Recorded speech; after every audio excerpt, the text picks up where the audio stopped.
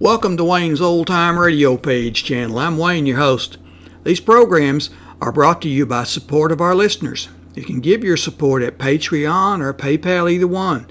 There's clickable links in the description below. Thanks for your support and enjoy the shows. If you'd like for me to get you a shout out, there's a link to PayPal in the description below. Leave us a donation. We'll get it up here for you. Just tell us who you want it to. You, a friend, a girlfriend, a wife, spouse, whatever. And we'll get it up here. 10 p.m. Eastern Wartime. Your dial is set at 660 WEAF, New York.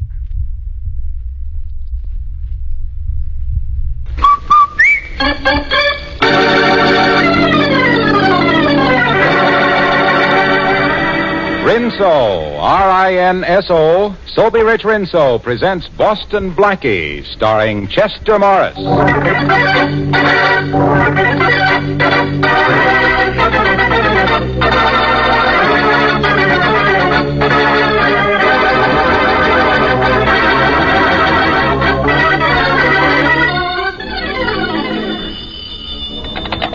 Hello? Is Mr. Manletter there? Why, no, I'm sorry, he's not. This is his secretary, Miss Rochelle. Can I help you? Yes, you can deliver a message for me. I've been trying to reach him all day. This is John Partridge, president of the Morton National Bank. Mr. Partridge, but... Well, Arthur Borden is president of the Morton Bank, isn't he? Not since yesterday, he's not. Give this message to Mr. Manletter, please. Tell him that his notes to the bank were due and payable on Monday of this week, and we must have our money. But, Mr. Partridge, we showed our books to Mr. Borden only last week, and he agreed to extend the notes until our accounts receivable came in. Our business is in fine shape, Mr. Partridge. Our books prove it. Please tell Mr. Manletter that we'll accept our money in the morning, Miss Rochelle. But it's $100,000. We can't possibly raise that money overnight. I'm sorry, that's Mr. Manletter's problem. Goodbye. $100,000. Hello, Gene. Mr. Manletter, the bank just called. There's a new president, and And they want to foreclose on my notes. How did you know? Read this letter. I got it at the house this morning. Here, read it. If you want to know how to prevent the bank from foreclosing on your note, have your friend Boston Blackie visit a house at 50 Hunter Street at 7 o'clock this evening. Signed, a friend. Mr. Manletter, what does that mean? I don't know. I can't see any connection between the bank and Blackie. But I do know I won't ask him to go to Hunter Street. Well, can we raise $100,000 for the notes overnight? I don't think so, but I'll try. Only there isn't much hope. Then you must call your friend Blackie. No, it can only mean trouble for Blackie. I don't know how or why, but it must be trouble for him if I'm being forced to ask him to go there. But Blackie thrives on trouble, Mr. Manletter, and it'll save your business. No, I won't call Blackie. I'm going out to try to raise the money. You'll hear from me later. All right, sir. Alice, will you call a number for me, please? Get me Boston Blackie.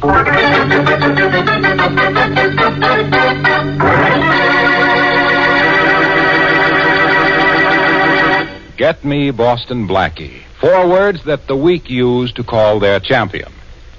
You know, some expressions seem so natural and right, we use them all the time without even thinking, like ruby red and sky blue and so on. Well, what I get a particular kick out of is the fact that we've added a new one to the nation's vocabulary. Yes, I hear tell that nowadays you ladies say Rinso white when you want to talk about really white clothes. Of course, there's a mighty good reason why Rinso gets your clothes so white. Rinso's soapy rich suds won't take no for an answer from dirt. They pitch right in your tub or washer and go to town. Yes, Rinso gets out more dirt. And that's why you ladies are able to turn out those beautiful Rinso white, Rinso bright washes. So next wash day, whistle for the kind of wash you're proud to hang on your line. Like this. And remember, it stands for Rinso White. Now, meet Chester Morris as Boston Blackie.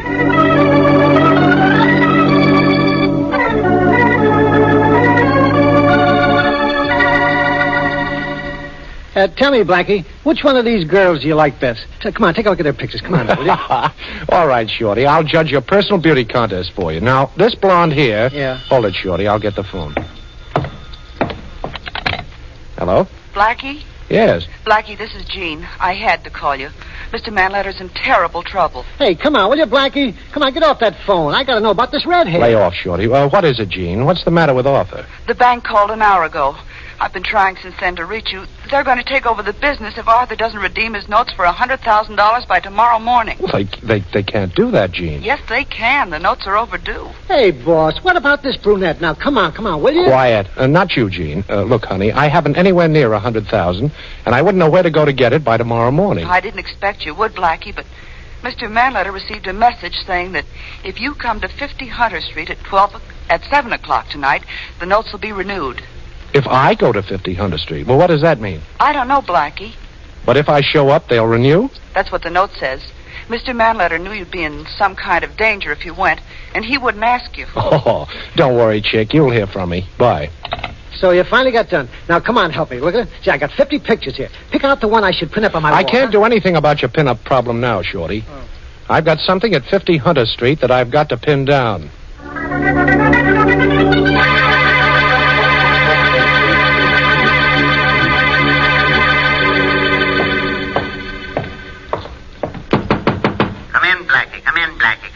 Hey, what is this? Sounds like a record. Hey, you behind that desk. You in the mask. What is this? Come on, talk. First of all, Boston Blackie, don't try anything foolish. There's one of my men behind you with a gun. And now that you've turned around to see, let me tell you that you are listening to this recording which I made, because I don't want you to know what my voice sounds like in person. A record, huh? Well, personally, I prefer Harry James. Blackie, I want you to listen carefully to what follows. Have you anything to say? Sure I have. I hope you'll... Oh! Okay, boss. Take the record off. He's out cold. I hope I didn't hit him too hard, boss. There's no sense killing him. The law is going to do that for us very soon.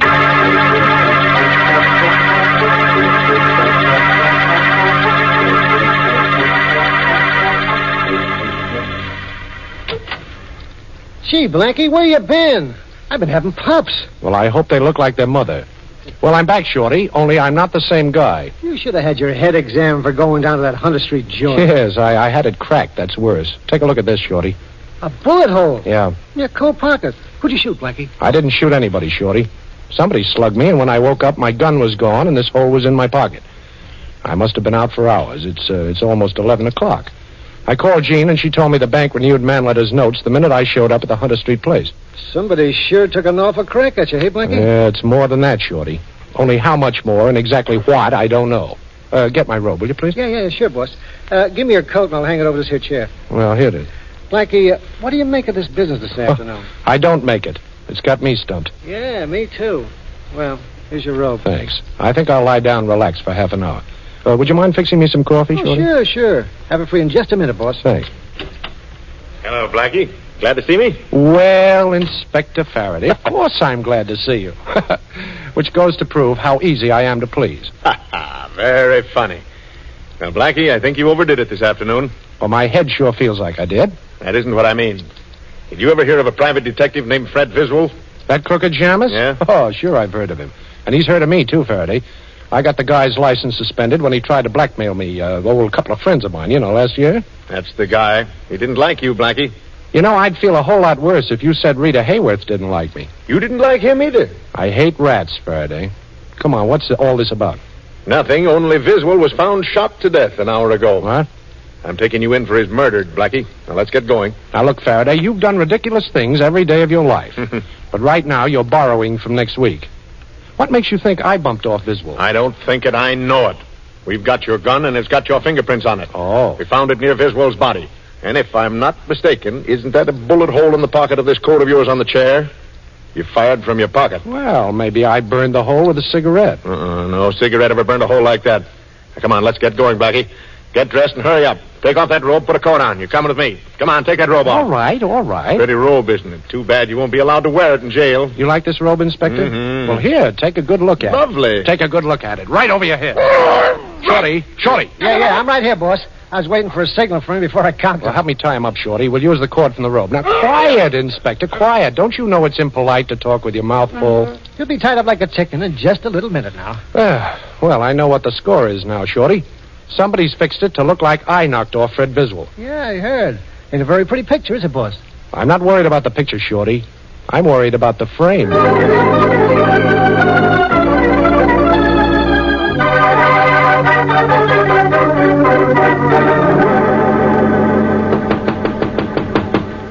Who is it? Who's there? Let me in, Gene. Hurry. It's Blackie. Blackie. Oh, thanks. Hi. I'm sorry about coming to your apartment at this hour, Gene, but I couldn't reach you on the telephone. Well, they closed the downstairs switchboard at midnight. Oh. What is it, Blackie? What's wrong? I need information, Gene. I need all you know or can remember. There's some connection between a private detective named Fred Biswell and somebody at the Morton National Bank. Now, who was it that spoke to you on the telephone? The new president. Oh. His name is John Partridge. Well, that's the man I'm going to see. Faraday's on my trail again, Gene, and I've got to clear myself. Oh, you'll never be able to get into the bank to see Partridge, especially if Faraday has a dragnet out for you. As soon as you show up, they'll throw you in jail. Oh, and don't worry. I'll figure out a way to get in to see him. But if I don't get anywhere with Partridge, I'm a dead duck.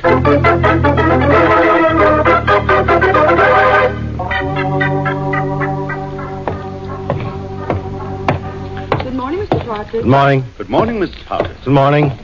Oh, I left you a mail on your desk, Mr. Partridge. Thank you. I'll be in my office if anyone wants me. Don't open your mouth, Partridge, or this gun will shut it permanently. Why? What do you want? Aren't you one of the special police that protects the bank? Oh, well, don't let this uniform fool you. I wore it just to get in here.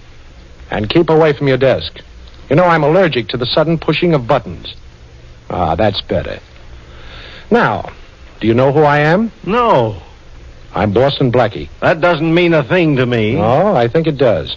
You called Arthur Manletter's office and told him the bank wouldn't renew his notes. But he received a letter saying that if I were to go to 50 Hunter Street, the bank would renew. Maybe you know what you're talking about, but I don't. You've got to be the man behind a pretty shrewd frame-up, Partridge. Unless you're acting on somebody's instructions. Now, which is it? You know that if I raised my voice, you'd be shot dead by the bank guards before you could go through the front door. Well, I'd have company, Partridge, believe me. You. Inspector Faraday thinks I killed a man. They don't hang you twice for double killing. Why was I framed for the murder of Fred Biswell? I don't know any Fred Biswell, and I don't know anything about any telephone call that was supposed to be made by me to Arthur Manletter. Oh, you don't, huh? How about the renewal of Manletter's note? There never was any question about renewing Manletter's note. His credit is excellent. The note was renewed by me personally at 10 o'clock yesterday morning with a notary attesting to the time. And that was certainly long before my alleged phone call. Oh, you played it cozy, huh? You knew Manletter would call me, so you bluffed him. How long are you going to make me stand here? Can't you see there's nothing I know that can help you? Why don't you go? I will. I've got another stop to make. But the minute I leave this office, you'll call for help, of course. Of course. Oh, but you're not going to. You know, the only way you can do any calling, Partridge, is to talk in your sleep.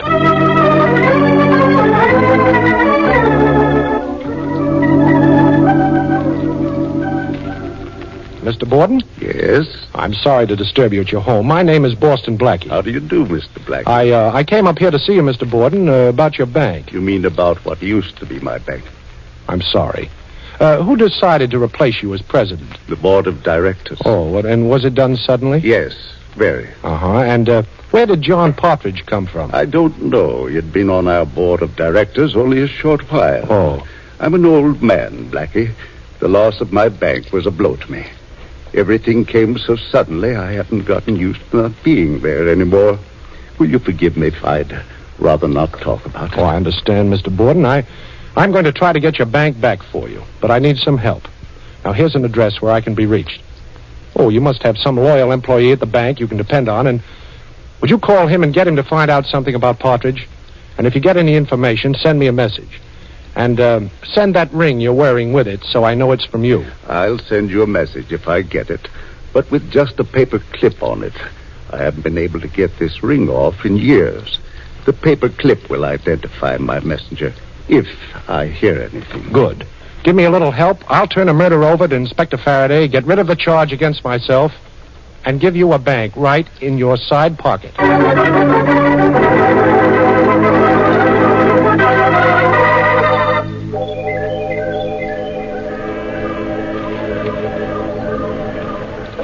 We've got to stay down here at my waterfront hideout during the day, Shorty. Every cop in town is on our tail, and Faraday's sworn he won't sleep till he brings me in. It's okay with me, Blackie. And go ahead, it's your deal. You got me, let me see, you got me 60 to 17 and 2 boxes. Go ahead, it's your deal. You know one thing about gin rummy, it sure passes the time away. Yeah, it passes my dough away, too. Okay, you two, hoist him. Come on, Patsy. Yeah, I'm coming. Now, look, Blackie, stand up and don't try nothing foolish. I know all about you and your tricks. Well, I wasn't exactly going to ask you to pick a card. Who are you? A guy who ain't going to be outsmarted by you. Oh? Tie the little guy up, Patsy. Yeah, I'll tie him up good, too. Don't talk. Tie. I'm tying him. He ain't going to go nowhere for a while. Okay. Well, suppose we start moving, Blackie. You ready, Patsy? Yeah, I'm ready, Mug. Well, of course, don't anybody ask me. You're ready, Blackie. But you don't know for what. Now, start moving. Oh, this is a ride, huh? Okay. One way? Oh, I wouldn't say that, Blackie. We're coming back, Patsy and me. But we got orders to get you. Orders to get me, huh? Dealing in the Blackie market? You'll strain an arm reaching for jokes like that, Blackie. I thought that was rather clever, isn't it? But you might as well know something. Yeah? We ain't taking you on any gang ride. We're turning you over to the cops. Yeah, I'll bet. A couple of hoods like you wouldn't go within 2 miles of headquarters. I guarantee Faraday's got charges hanging over both you guys. Maybe. Only he'll be so glad to see you, he won't be able to think straight. All right, let's get moving, Blackie. And remember, I'm the guy that's got the gun on you. Okay, Mug. But take my word for it, someday you're going to beg me to forget that.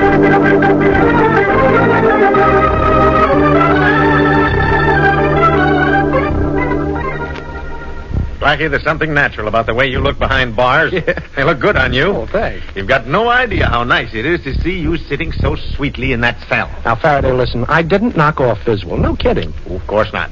And you didn't throw your bathrobe over my head and tie me up either, did you, Blackie? Well, yes, I did do that, Faraday. You know I did. But I did it to help you. Oh, this is going to be good. Now, tell me how. Well, somebody knocked off Fred Viswell. Your job is to catch murderers, Faraday. I had to be free to help you, see? Blackie, you should have been a lawyer. Thanks. Only you're overlooking a slight something. Your gun. Your pretty little gun. With your fingerprints on it. And a slug from it in Viswell's head and a bullet hole in your coat pocket. Nobody else killed Viswell, Blackie. You've got no alibi. You hated the guy and your gun did the job. Looks like kind of a perfect job to me. This is a frame-up, Faraday. Now, you've got to do something you've never done before. Oh, what? Use your head. Look, you're in jail, Blackie, and you tell me to use my head. Don't you think this is a spot where you should use yours?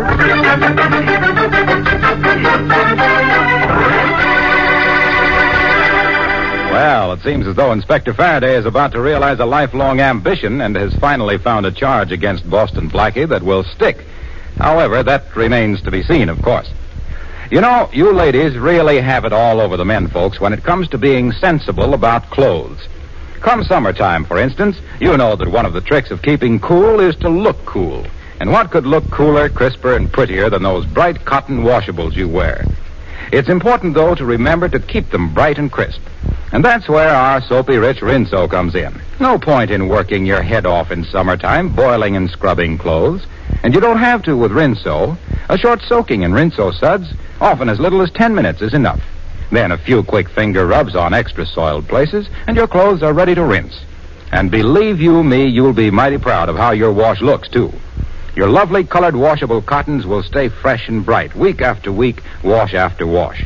And your white clothes, well, it goes without saying, they'll be, yes, Rinso white. So get Rinso next wash day for a Rinso white, Rinso bright wash.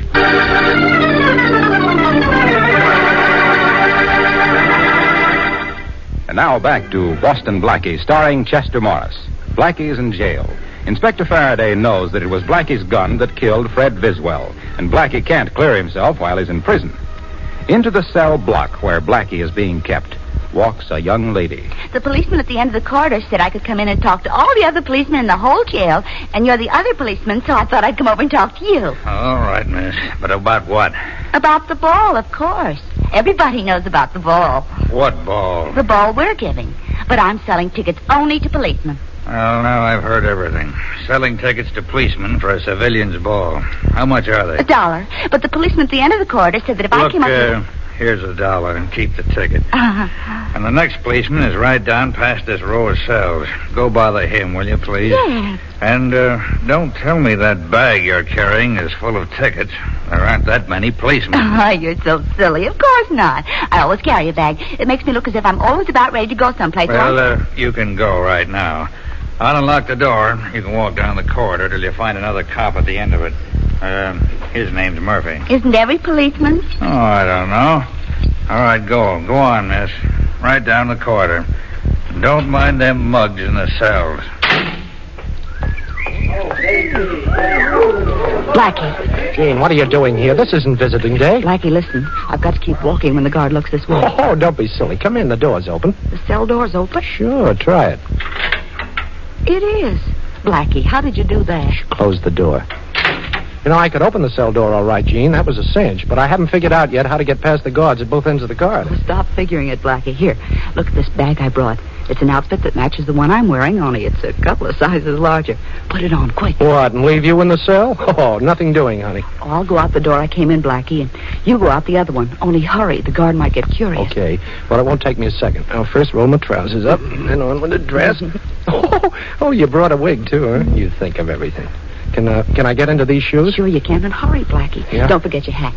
Say, it's a cute one. All right, zip me up, will you? And I'm all set. There. Oh. Now just walk out, Blackie, and tell the cop at the end of the corridor. His name's Murphy. Tell him he ran out of tickets. Can you talk like a girl? Who, me? Of course I can. Oh, you better not talk. Bye, Blackie, and luck. Meet me back in my apartment. Oh, thanks, Gene. You're wonderful. See you later, Blackie.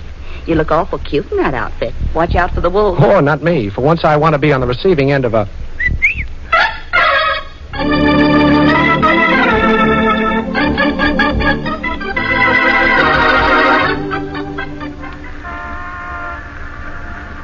This is the house, Shorty, 50 Hunter Street. I don't know what I'd expect to find here, but let's go in. Why, boss? Well, maybe I can pick up something inside that'll give me a clue to that masked man. You see any lights? No. Nope, there ain't any but. Okay, now don't hit your flashlight till we close the street door.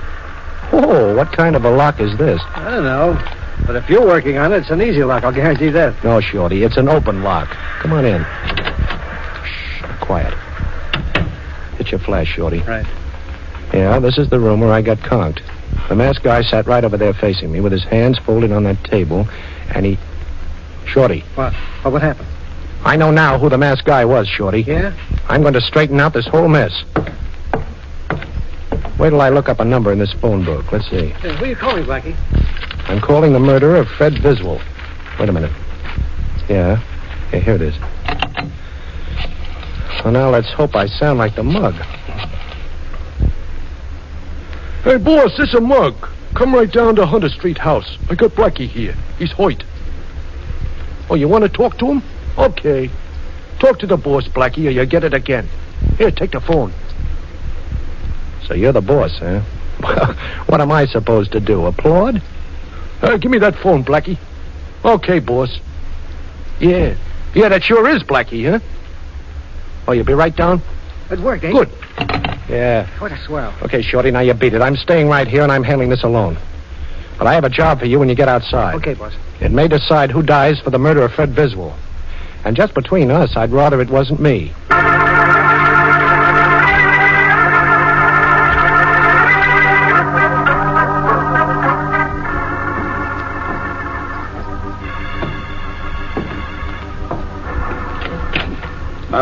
Mug, are you in here? Mug, turn on the light. It's dark. I can't see you.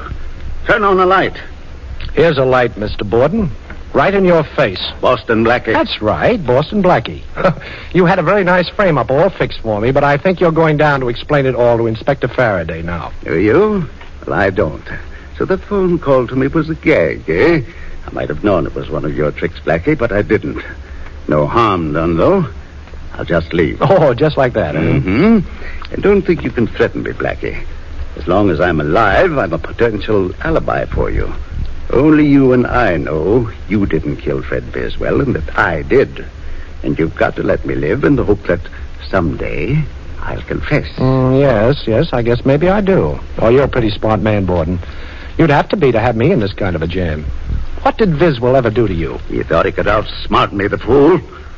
Some private investors had him checking the books at the bank. Found that I'd taken quite a bit of money that didn't belong to me. And he thought he'd try a bit of blackmail. He didn't get very far. Pretty thorough, aren't you? I think so. How did you know I was the masked man, Blackie? Well, two ways, Borden. Yes? One was the fact that I gave you the address of my waterfront hideout, and later your hoods paid me a visit down there. You were the only one that had that address. The other was that ring you're wearing. The one you told me you couldn't take off. When I came in tonight, I remembered the masked man was wearing that ring.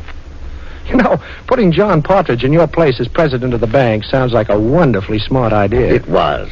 I was tired of working, and I can throw Partridge in jail any time I like for a little embezzlement job he did. So he must do as I say. And now, Boston Blackie, let's go visit Inspector Faraday. Well, no, Mr. Borden, I don't think I care to see the inspector tonight. No? Perhaps this gun will make you change your mind. I happen to know that Faraday has your gun.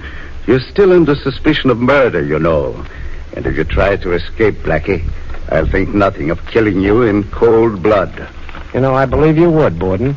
All right, I'll go with you. I guess I'd rather be a live prisoner than a dead suspect.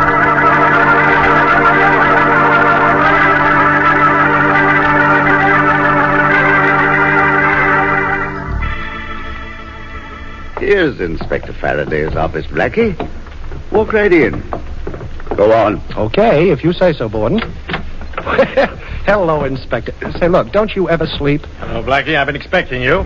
You're a little late. Would you mind telling this gentleman in back of me to get rid of his gun, please, Inspector? He doesn't realize that it's impolite to point. His name is Arthur Borden. Okay, Mr. Borden, I'll take that gun. Certainly. Here you are. Well, looks like I've got a first-rate murder suspect right here in this room. It certainly does, Inspector. Going to lock him up? In just a minute. In fact, I might as well do it very legal and proper. Arthur Borden, you're under arrest for the murder of Fred Viswell. What? Me? Why, Save it. I wish it was Blackie. Only it isn't. We've got your confession in your own voice right on a dictograph record. A dictograph planted in my Hunter Street house? Right. That's impossible. Nobody could have put a dictograph in there. You tell him, Blackie. You figured this thing out. Well, before you came into the Hunter Street house tonight, Mr. Borden, I dialed the inspector's private number on the telephone and left the receiver off the hook, you see. I had Shorty call him before and tell him to expect his private telephone to ring. All the while you were telling me how perfectly you would frame me, the inspector was listening on this end. Yeah, not only listening, but having the whole thing taken down on a record. Say, Inspector, I did you a favor, didn't I, by turning up Viswell's murderer? You did yourself a bigger favor, but what's on your mind? Well, I'll tell you, Inspector. Shorty told me you have Jean Rochelle booked here. You said it, Blackie. She helped you escape from jail. Well, maybe she did, but if she did, I brought you in a murderer, so you certainly owe her a favor, too, right? Oh, maybe. What do you expect me to do, let her go? Sure. You've held her long enough. Now it's my turn.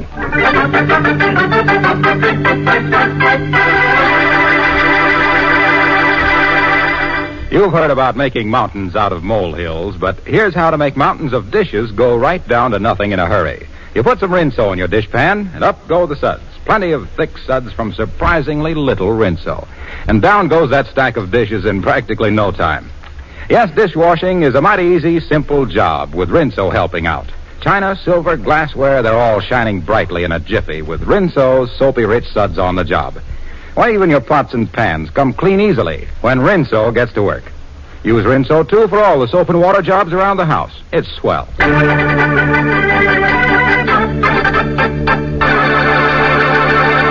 Now a glimpse at next week's adventure of Boston Blackie. All right, Monahan, give me a little more juice in that light. No, don't do that. I can't stand it. That's better. Now, listen, Shorty, you say you don't remember what happened. I don't. I keep telling you I don't. All right, maybe you don't remember. You were slugged. Now, we don't want to know anything except one thing. Now, think hard, Shorty. Who was the last person you saw or talked to before you were slugged? Now, that's all we want to know. I'm thinking, Inspector, honest. I'm dizzy trying to think. I don't know. I just don't know. Hey, wait a minute. Oh, yeah, I remember now. The last person I talked to before I got conked was Boston Blackie.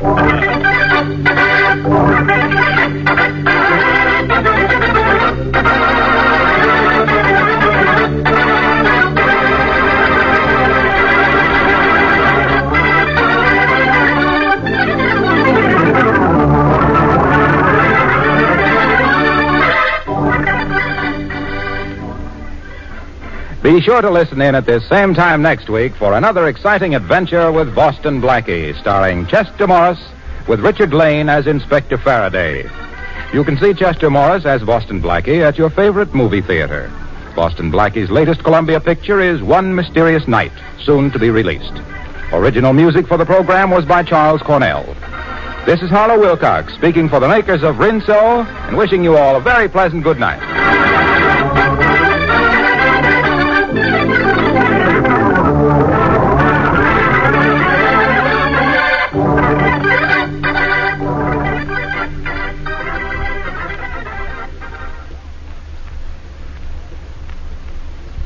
Warm weather's ahead, and that means greater danger from perspiration. Protect yourself. Use Lifebuoy in your daily bath. You know, of 7 leading brands, Lifebuoy gives you the most soap for your money. And its rich, purifying Lifebuoy lather agrees with your skin. And don't forget, Lifebuoy is the only soap especially made to stop. This is the National Broadcasting Company.